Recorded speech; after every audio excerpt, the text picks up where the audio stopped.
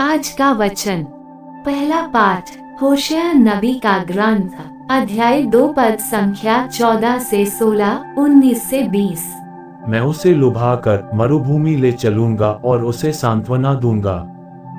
वहां मैं उसकी दागबारियां लौटा दूंगा। मैं कष्ट की घाटी को आशा के द्वार में परिणत करूंगा।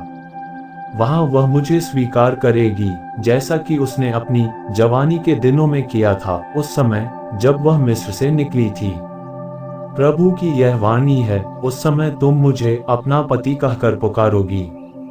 तुम फिर कभी मुझे अपना बाल कहकर नहीं पुकारोगी।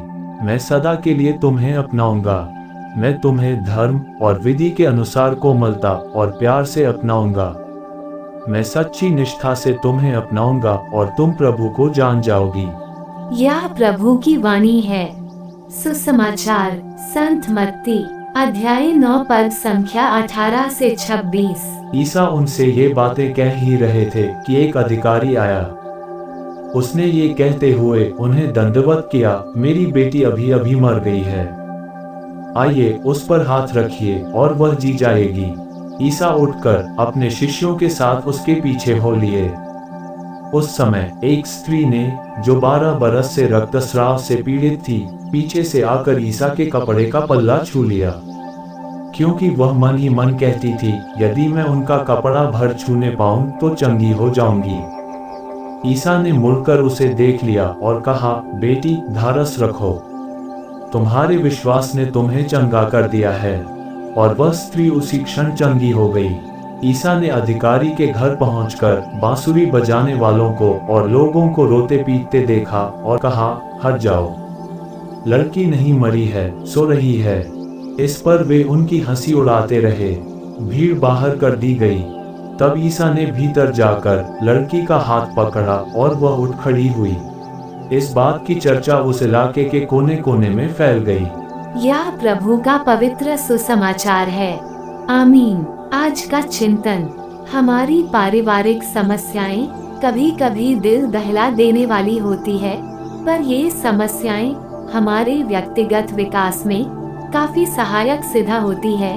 जैसे कि आज के पाठों में पारिवारिक समस्याओं का उल्लेख है। नबी होशेया अपनी पत्नी की बेवफाई से टूटे हैं और यीशु अधिकारी के बेटी के मरण पर व्याकुल हैं। सच्चा धर्म वही है जो हमारे पारिवारिक समस्याओं को हल करता है और एक नई जिंदगी देता है। यद्यपि नबी होशेया अपने वैवाहिक जीवन से हताहत है, क्योंकि उनकी पत्नी गद्दार है।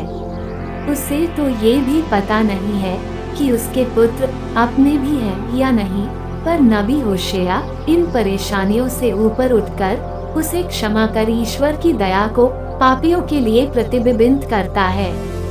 वहीं यीशु ख्रीस्त धर्म के द्वारा अशुद्ध घोषित स्त्री को छूने का मौका देते हैं तथा मरी हुई बच्ची का हाथ पकड़कर उठाते हुए साहस दिखलाते हैं।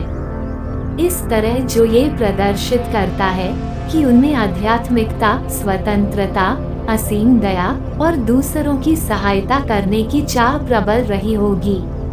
और इसलिए हमें भी आज आह्वान किया जाता है कि हम भी उसी आध्यात्मिक स्वतंत्रता, असीम दया और दूसरों की सहायता की प्रबल इच्छा से प्रेरित हो, ताकि हम भी उनके राज्य का प्रचार कर सकें। आमीन।